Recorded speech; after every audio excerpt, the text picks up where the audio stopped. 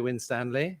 The Clark Lectures were established in 1878 from the bequest of William George Clark, who was Vice Master of Trinity College. 10 years later, Sir Leslie Stephen gave the first lectures on the immodestly comprehensive topic, English literature. Since then, we have hosted many leading scholars, critics, and thinkers. In recent years, these have included Jeffrey Hartman, Christopher Ricks, Stephen Orgel, Helen Wendler, Anne Barton, Rowan Williams, Adam Phillips, Rita Felsky. We have also welcomed our fair share of poets, both in verse and prose, from T.S. Eliot and E.M. Forster to Geoffrey Hill, Toni Morrison, Adrienne Rich, Paul Muldoon, Alice Oswald, Anne Carson, and Simon Armitage. We are honored to have with us this year's lecturer. Robert Pogue Harrison is Rosina Pierotti Professor of Italian Literature at Stanford University, where he has spent most of his career since completing his doctorate on Dante at Cornell. That turned into his first book, The Body of Beatrice. He went on to write something very different. Forests, the Shadow of Civilization, is a study of the ways the Western imagination has symbolized, represented, and conceived of forests in literature, religion, and mythology. Robert says himself of this wonderful book that most of my friends and colleagues thought I was crazy to pursue such a project and endanger my academic career by defying academic genres and specialization. It was a risk many readers are grateful he took. Forests was complemented by his other best-selling book on gardens, an essay on the human condition, and in the interval, he published The Dominion of the Dead, another wide-ranging study of the relations that the living maintain with the dead. More recently, he has published Juvenescence, a cultural history of our age, and there is a great deal more. If his work began with Dante, Petrarch, and Cavalcanti, it has covered such a breathtaking range of writing and thought, from classical antiquity to the present day, as to make most of the literary and cultural commentary we read, and indeed some of us try to write, seem thoroughly parochial.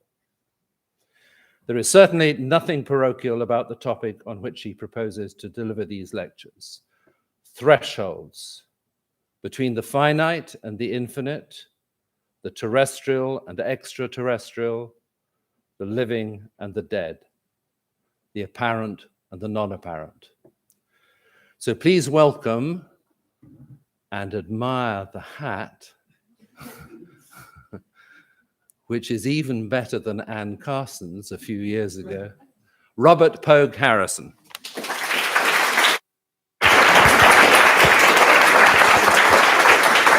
Thank you. Thank you very much. We're being live streamed, so I want the audience to just get at least a view of the hat before I now take it off.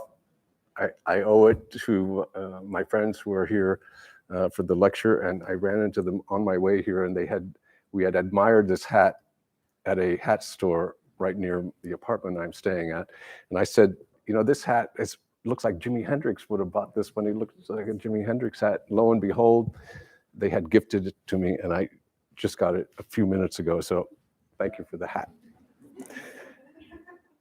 And thank you all for the invitation. I was a little bit surprised when I received the invitation for the Clark Lectures. I didn't know who would have been behind it. And when Professor Merenbaum told me that Adrian Poole was going to introduce me, I deducted that perhaps Adrian himself had something to do with it, and I was bold enough to query him. He indeed had a hand in that, so I'm very grateful to you and to the other members of the committee and all of you who are here. It's great to see some friends. Heather Webb was my student at Stanford. She's now a lofty professor in her own right here at at Cambridge herself. So, I'm going to make just a few opening remarks and then begin my lecture. After accepting the invitation to deliver the Clark lectures, I had to make a decision about whether I would act my age and deliver these lectures on Dante's Divine Comedy, which I've been teaching and writing about for decades, or whether I would set out instead into uncharted waters like Dante's aging Ulysses, risking shipwreck somewhere beyond the Pillars of Hercules. My desire for novelty got the better of me, so I opted for the latter. To be more specific, I would like to explore with you over the course of the 4 lectures what kind of universe we find ourselves in these days. It's not at all the same universe of 100 years ago, let alone 600 years ago. I believe that every historical age is defined by its underlying idea of our cosmic setting. And that is why during my lectures, I will be hovering a lot around the threshold between Earth and cosmos, between the terrestrial and extraterrestrial, since it's the one I deem most fundamental when it comes to our common humanity. I will be dealing with various other thresholds as well, yet I approach them mostly as declensions of this primary one. So in my lectures, I will be promoting what I would call a Tellurian philosophy, Tellurian in an emphatic sense, that is to say, a new kind of geocentrism based on what we now know about the abyssal depths of the surrounding universe. Novalis declared that philosophy is a kind of homesickness, a desire to be at home everywhere.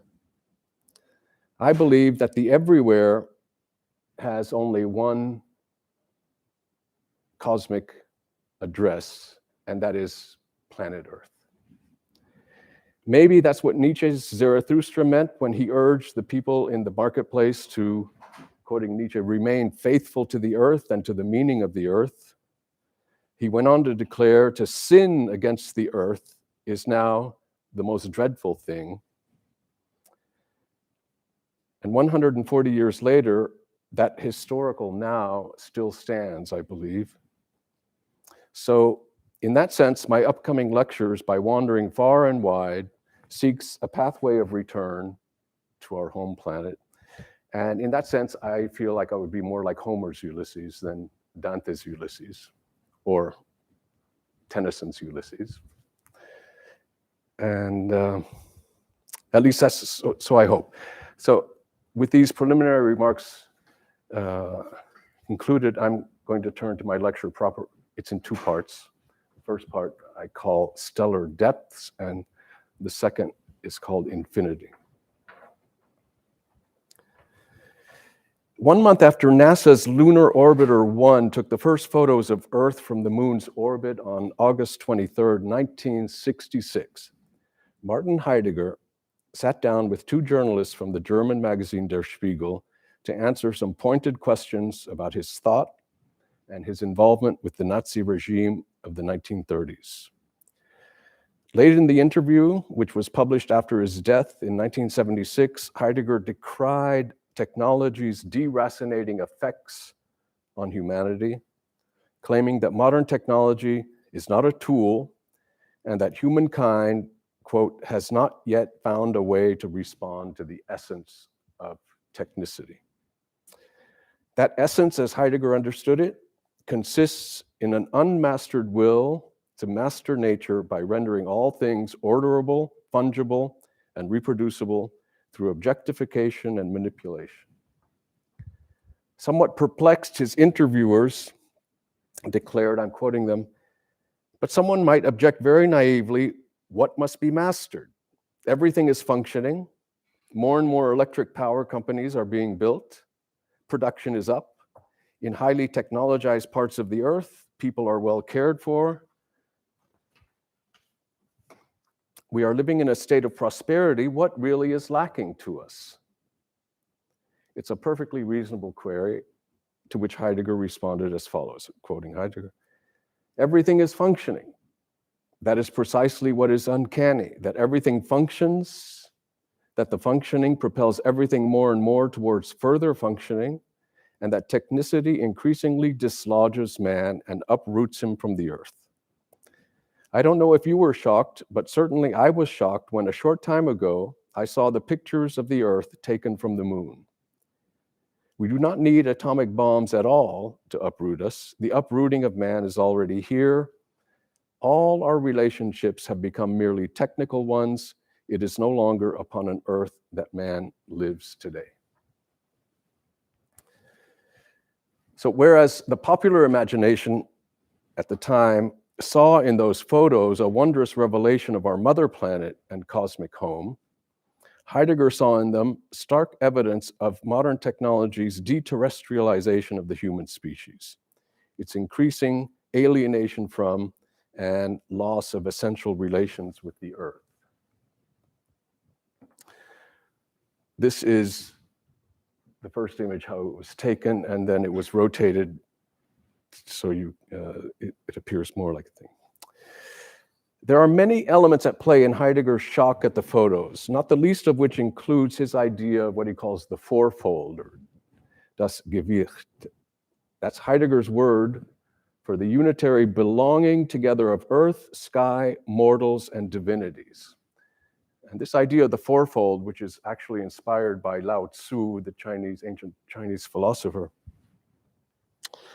it situates human beings on the earth and under the sky.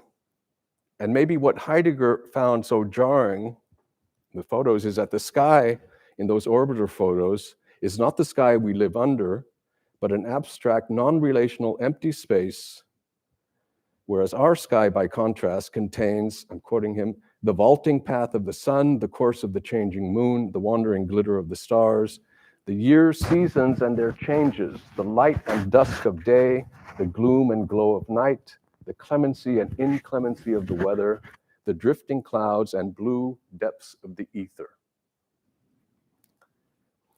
This animate, atmospheric sky remains bound to the earth. It's the dome under which mortals take their bearings, establish their dwellings, and look for tidings from their divinities.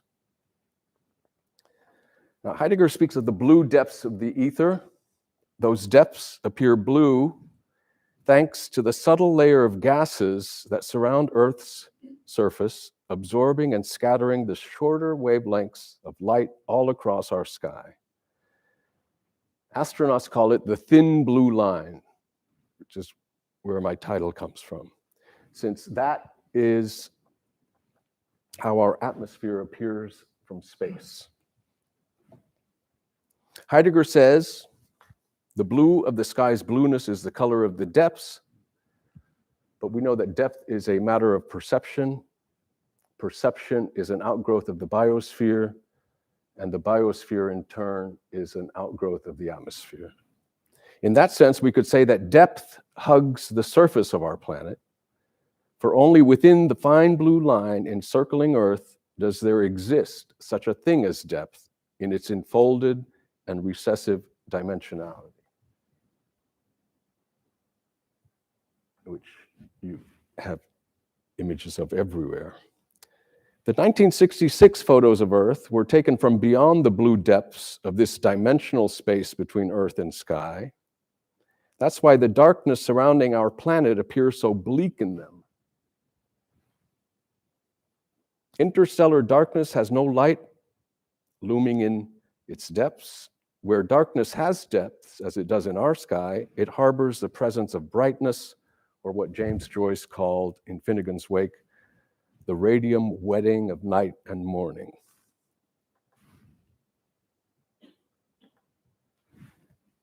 Only in our terrestrial sky does night incubate the light of day, and the light of day contain intimations of a Cimmerian shade. Quoting the philosopher Andrew Mitchell, blue indicates the depths, the sheltering of apparent oppositions within one another. Blue is the color between presence and absence, between day and night. The sheltered trace of a light in the dark is blue. I would put it somewhat differently and say that blue is the color of grace, or better, of the trace of grace, insofar as this vaporous, irradiating overlay that drapes our planet like a diaphanous gauze renders our sky sacramental, the traditional definition of a sacrament being the visible sign of an inward grace. Take some water here. Welcome.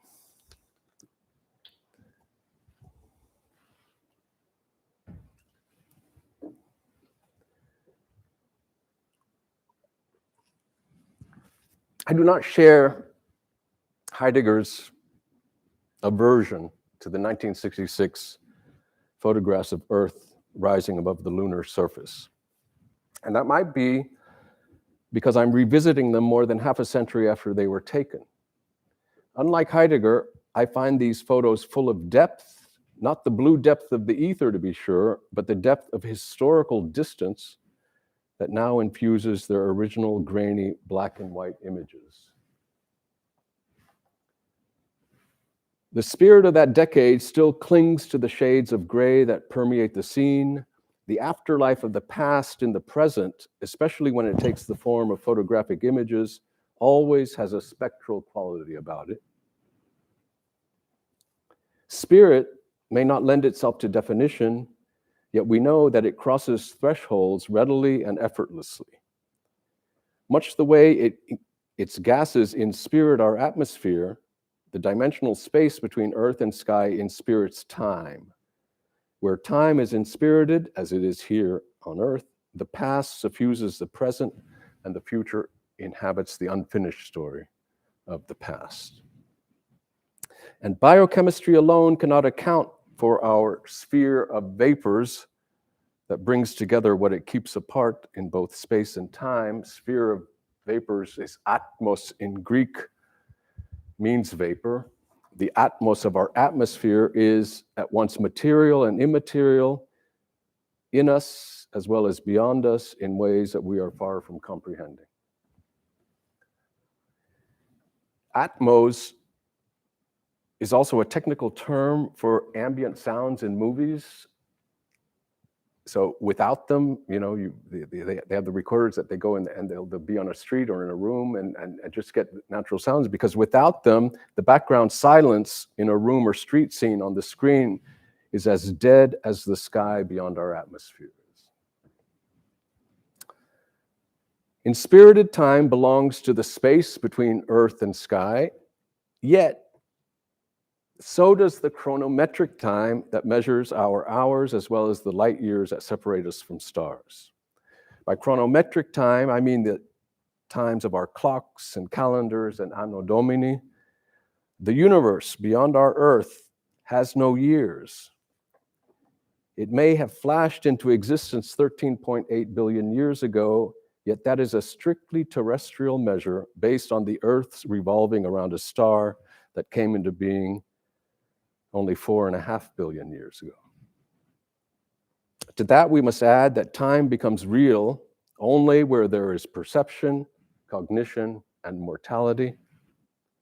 The light from distant galaxies remains ageless before it hits our biosphere and our prosthetic telescopes, that is to say, until it enters the sentient world of beings whose lives and histories unfold within the distended and enfolded dimensions of time. It is our terrestrial sky that allows us to measure light years. That is why the universe today is not the universe of 200 years ago, let alone 2,000 years ago. The universe, or totality of all that is, exists only in the conception we form of it in historical time.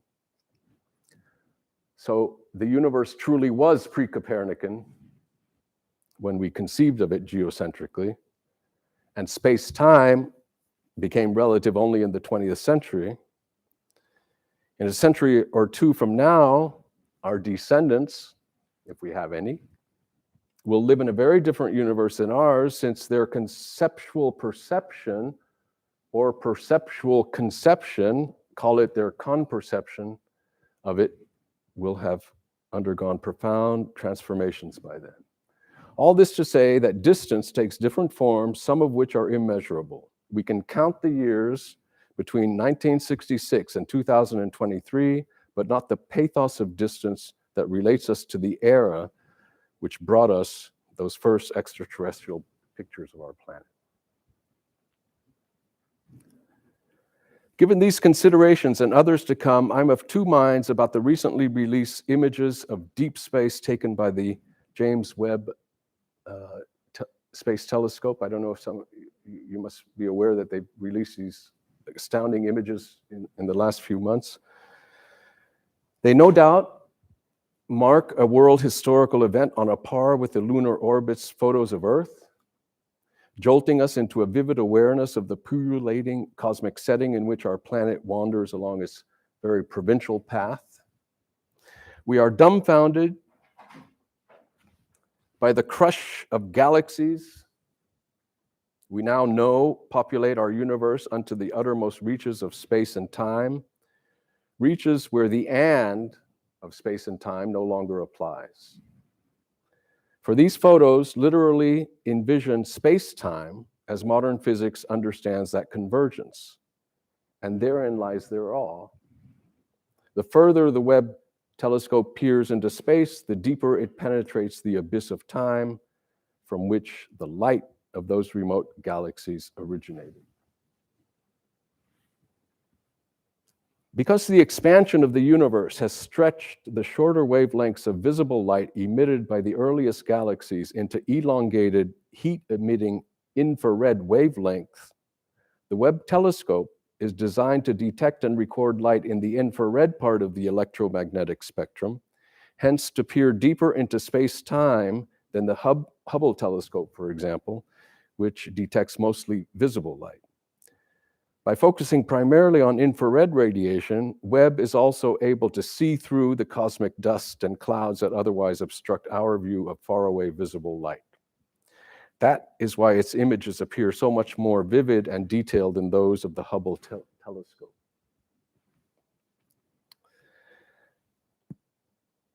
I marvel at the James Webb photos as much as the next person, yet I can't help but ask, to whom does the universe appear like this?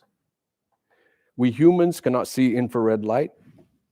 Cold-blooded snakes, amphibians, and insects have infrared vision, but do they perceive such a display? Do they perceive a universe at all?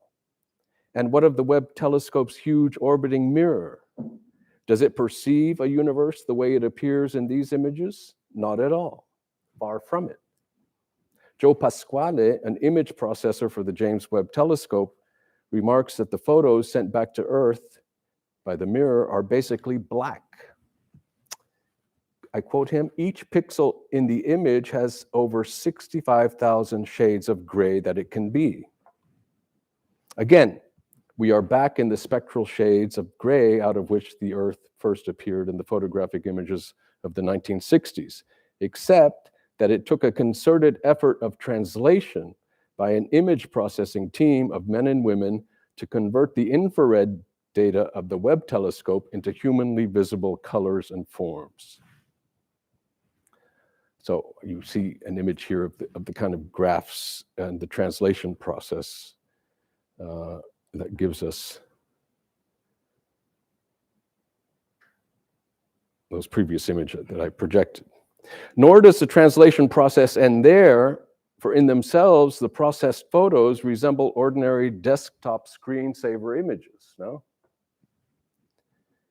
We who view them must actively translate what we see into mental ideas of clustered galaxies, star nurseries, and immense reaches of space and time.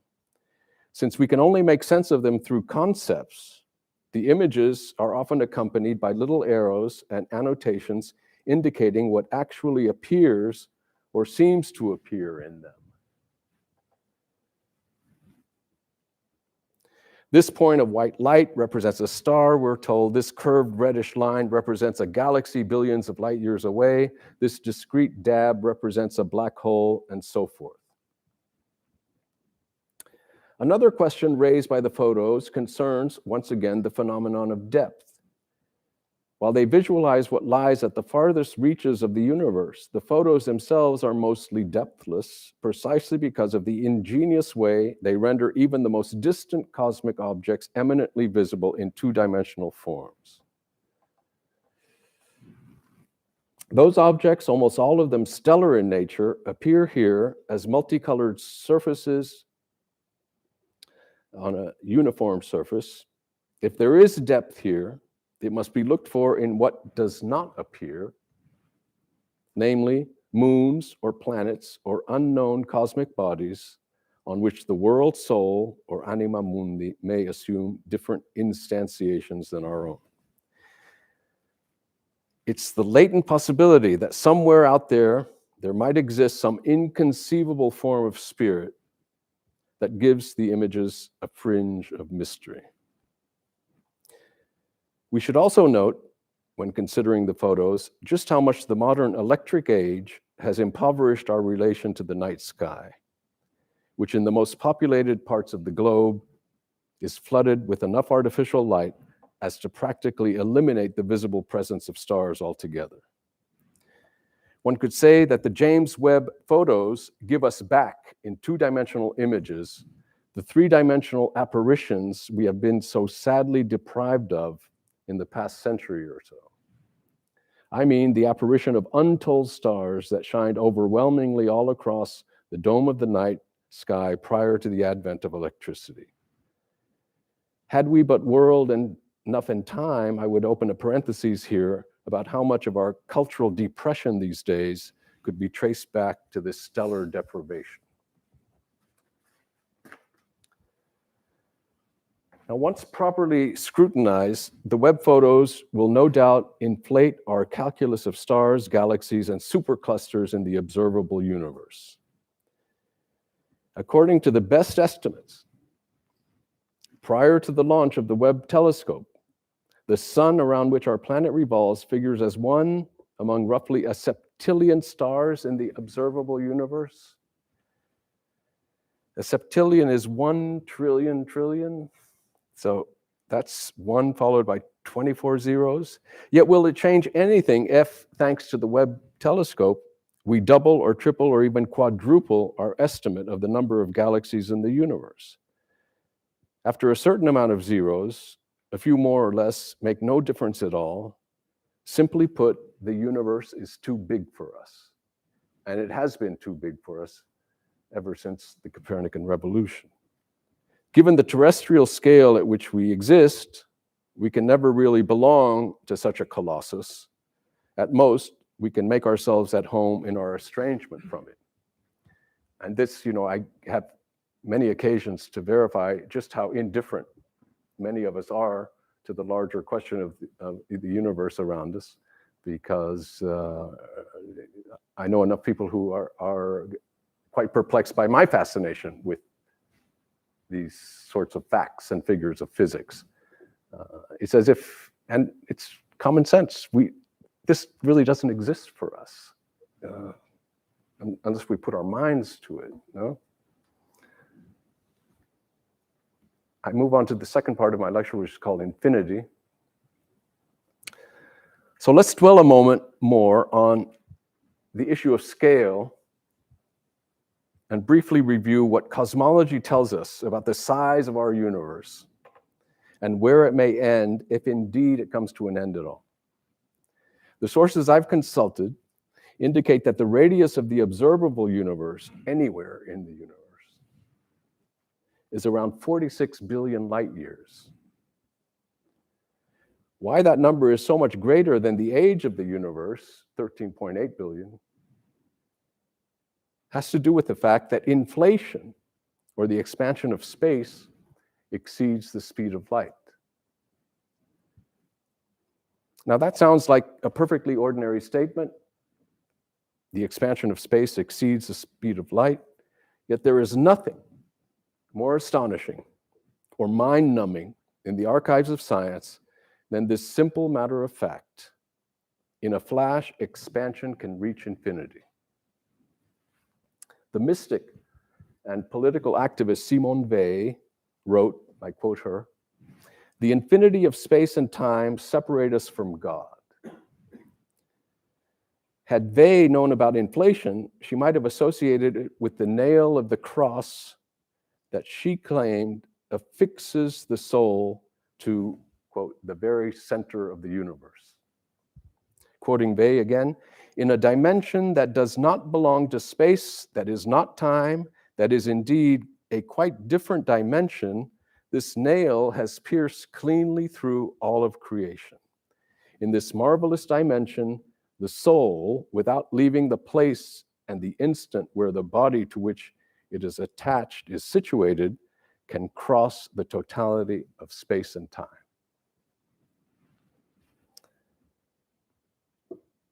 A little later in my lecture, I will examine a short poem that describes precisely such an event of infinite inner expansion. But I bring up Simone Weil here to say that had she known about expansion as we're told by cosmology, that she would have found some kind of empirical corroboration of her highly mystical theological declarations in the quote that I read. Now, returning to the matter at hand, light travels at 186,000 miles per second. Thus, a light year represents 186,000 miles multiplied by the amount of seconds in a year. Thank goodness you can ask Siri how many seconds there are in a year. There are 32 million seconds in a year. There may be stars farther away than 46 billion light years, yet their light will never reach us, nor will it reach the James Webb telescope, nor any other observer or instrument anywhere in our isotropic universe. For that is the outer limit of the observable universe. So in some 186,000 miles times 32 million times 46 billion, whatever that number comes to in its proliferation of zeros marks not the edges of the universe, but only what we may observe, know, or discern in it. Since galaxies do not appear to get any sparser at those far-flung observable limits, we must assume that things do not end there. One estimate, using the best data available, suggests that the greater universe is 300 billion trillion times larger than the visible one. Yet it also could be infinite. No one knows for sure. Where do we find ourselves? Ralph Waldo Emerson asked at the beginning of his essay called Experience. Where do we find ourselves? His answer, quoting Emerson, in a series of which we do not know the extremes and believe it has none. So if we consider the universe in the numerical terms I just outlined, we find ourselves in the realm of what Hegel called schlechte Unendlichkeit, bad infinity, literally, although I think spurious infinity is a better term for it. Bad infinity, spurious infinity, is serial. It's susceptible to any always further additions. You can always add a number to it, to a series and so forth. Hegel comments, I quote him, only by giving up this empty infinite progression can the genuine infinite itself become present to us. Much is at stake for us today in distinguishing genuine infinity from spurious infinity. The former takes its measure from the finite. In Hegel's words, I quote him, the finite reappears in the infinite as its other because it is only in connection with its other, the finite, that the infinite is. I would phrase this in somewhat different terms and say the finite is not a fragment of infinity, rather, infinity is the ecstasy of finitude. Even more boldly, it is the activation of this self-ecstasy. And that activation takes place not in the concept, but in the phenomenon. But I'm jumping ahead of myself here, so let me take a step back and ask a question. Namely, does the genuine infinite actually exist, or is it merely a kind of oceanic feeling that comes over some people at certain moments in their lives and under very select circumstances. I'll speak more about the oceanic feeling in my last lecture. So let's assume that William Blake's dictum is true, namely that when the doors of perception are cleansed, everything appears to man as it is, infinite. That still leaves us in uncertainty, for what does Blake mean by everything? Does he mean the totality of all that is, or does he mean everything so perceived? In other words, does he mean this, which comes from, a psychedelic site somewhere? Or does he mean this, which is the exact quote? So, in other words, here everything is one noun, and in the actual quote, it's everything is separated. If he means the latter, then any finite thing has infinite phenomenological potential when perception undergoes a transfiguration. The question for me in the remainder of this talk is whether and how the genuine infinite exists as phenomenon. In other words, does it make an appearance in the world, and if so, in what manner? Hegel declares, quote, "The image of true infinity bent back upon itself becomes the circle." If by circle we understand a self-integrated three-dimensional spherical wholeness, then the universe of today offers no such image as it once did in the past. The Dante scholars in the room know what we're talking about here, right? The moment in the past when it was conceived of as bounded and finite, with the heavenly spheres revolving in perfect concentric circles. Today, wherever we look with our naked eye or through our most high-powered instruments, we see not the self-integrated wholeness of creation, but only a small part of the cosmological abyss stretching away from us into what? No one knows for sure. That. Speaking for myself, I would say that our round planet hanging in the darkness of unbounded space represents the Ur phenomenon of genuine infinity. These are iconic images by now. Most of us see this only in drawings or in photos, while the astronauts who leave Earth's surface see it in its full-bodied rotundity. And almost all of those astronauts, by the way, overwhelming transformative experience for them. Yet be it in two-dimensional or three-dimensional form, when perceived in its phenomenological wholeness, our blue-white finite Earth gathers the slovenly wilderness around it.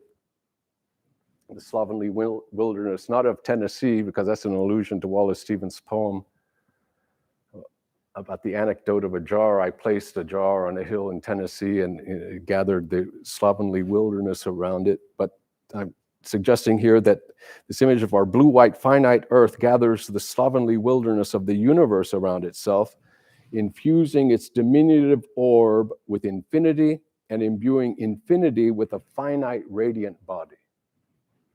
Earth is not just another planetary entity in infinite space, but the whole of space, ingathered and bound together in one living sphere. By living sphere, I mean, once again, the planet's gossamer, where all known zones of life are located. It is here and nowhere else, as far as we know, that the universe comes into view as a dome of glittering stars and galaxies. And what we see when we see Earth from space, we are looking at the eye that beholds the universe from within the thin membrane of sentience and perception that ensouls space and time.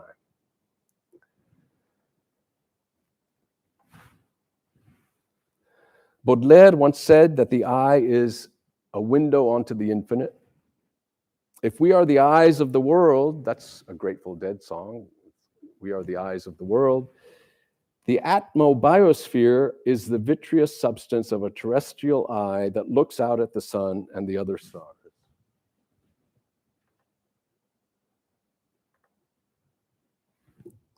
Thus, I'm suggesting that the genuine infinite, if we want to continue to use Hegel's term, exists not among the wilds of interstellar space, but on this side of the threshold of our mortal Earth. Because common sense tells us the other way around. The infinite is somehow beyond the threshold. Where there is sentience, there is depth, and where there is depth, the finite has the potential to expand infinitely. Sentience, in the broadest sense of the term, is the finite correlate of infinite expansion. Both, I believe, share a common source.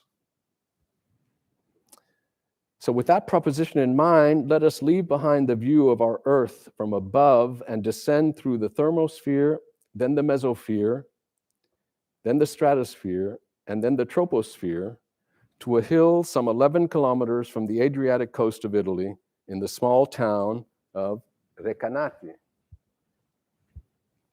in Le Marche. This was the birthplace of the poet Giacomo Leopardi,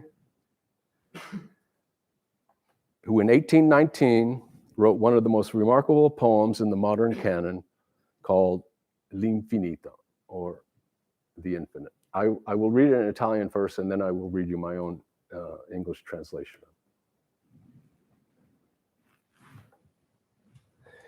Sempre caro mi fu quest'ermo colle e questa siepe che da tanta parte dell'ultimo orizzonte il guardo esclude.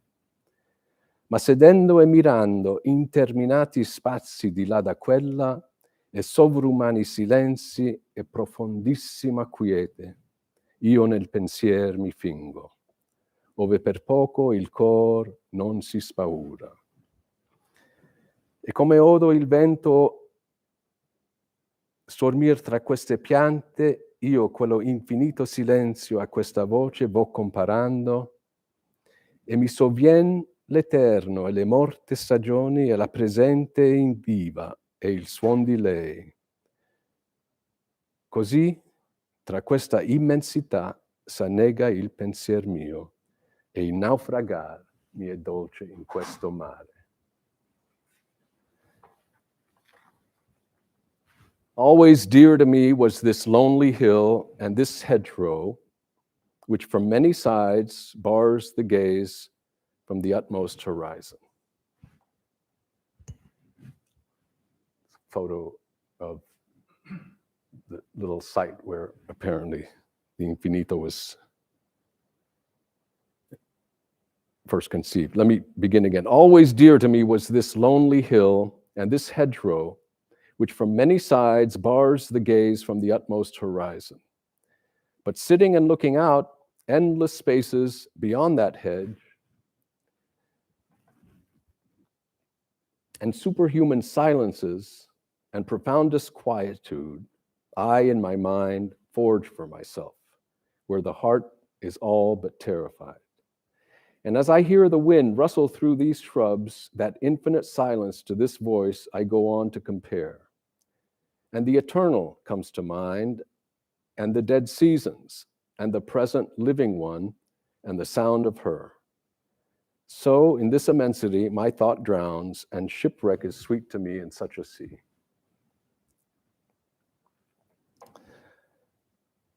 So whatever action or events the poem describes take place without any commotion whatsoever.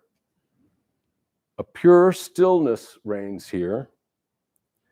The speaker sits motionless on a hedged-off lonely hill, gazing out. Nothing in the perceptual field changes aspect, yet within the enclosure, the everyday boundaries of space and time undergo a dissolution, and the land scene becomes, in the last verse, the site of a shipwreck at sea. How does the shipwreck come about? As hill, hedge, and shrubs get infused by the unseen beyond spaces imagined by the speaker in thought, pensier mio, thought, both time past and the eternal interpenetrate the present moment. This occurs as a wind moves through the plants and the poet's psyche. What takes place inside and outside the psyche become indistinguishable, and the resulting immensity where the shipwreck occurs. It opens up not only in the speaker's mind, although there too, but in the setting as a whole. The infinite here assumes both a temporal and phenomenological density. As the action unfolds, the poem's pronouns undergo a series of shifts between here and there. Yet this hedge becomes that hedge, the breeze in these shrubs is compared to that silence, and finally, we drown in this immensity and this sea. As the unseen depths of space and time engulf the local here and now with their recessive presence, the boundaries begin to deliquesce. Let us follow this process more closely. The wind, in its unconstrained drifting between different domains, blows through the enclosure from beyond the latter's confines. The speaker compares its sound to the infinite silence he has forged in his mind. The Italian uses a gerundive, vo comparando, I go comparing, roughly. As it rustles through the plants as well as the mental silence, the wind calls to mind, hence to presence, latent orders of time, the dead seasons, the eternal, and even the present season with its sounds is recalled. Yet what does it mean to recall or call to mind the present? In some ways, the whole event of infinity traced in the poem centers on the words mi sovviene, or in Italian, mi sovviene. Sovviene shares the same root as our English word souvenir. Mi sovviene means I recall, or I remember. But it can also mean it comes over me. Well, in the context of this poem, the latter seems more apposite. In the surge of dead seasons and the eternal within the present, the presence of the present comes over or overcomes the speaker like a wave or a flood. I mentioned that the hillside town of Recanati is some 11 kilometers from the Adriatic coast. The speaker has no view of it from where he sits, yet the sea maintains an unseen presence in the poem, exerting a discrete pull on the landscape. Perhaps the wind even acts as its ambassador. Thus, what begins as a land poem ends as a sea poem without any change of scenery whatsoever. This tells us just how fluid the phenomenon can become when its surging presence overwhelms or comes over the perception of a finite subject. Presencing has the potential at any moment to overflow, cross over, and dissolve bounds of containment. Indeed, the poem suggests that when presence rises to the occasion, as it does in this case, it begins to undulate. The undulation of the phenomenon yields an experience of infinity that is both bounded and unbounded. We have no idea how long the experience described by the poem lasts, yet we know that its transcendence of chronometric time takes place in chronometric time, that is to say, the time of hours, years, and seasons. Through the mind's communion with its presence, the landscape gathers time's depth around a perception that turns ecstatic. Such is the marvel of the thin blue line within whose sphere a lonely hill can draw space-time around itself and become the site of a transfiguration. So to conclude, if it is true that an extravagant will to overcome all limits and limitations inform the expansionary destiny of Martin Heidegger's notion of modern technology, if that is indeed the case, I don't know. I'm of two minds about it. But there's no doubt that the drive behind modern technology does have all the characteristics of a kind of unconstrained expansionary horizon. And if it is true that a genuine transcendence remains rooted in the finite rather than in a series of which we do not know the extremes and believe it has none, then perhaps what is most needed today is a turn in the accelerating history of technology, a turn to a terrestrial rather than extraterrestrial measure of transcendence. Technology derives its impetus from our human longing. There's no doubt about that. It is human longing that sponsors so much of the expansionary drive. Yet maybe the time has come to take stock of the fact that a spurious infinity can never satisfy such a longing. If our longing cannot be tempered, which I don't believe it can, let it seek out the infinite here on a mortal planet that draws the sky down around it and invites across its threshold a wind that rustles through the plants and across the face of the waters.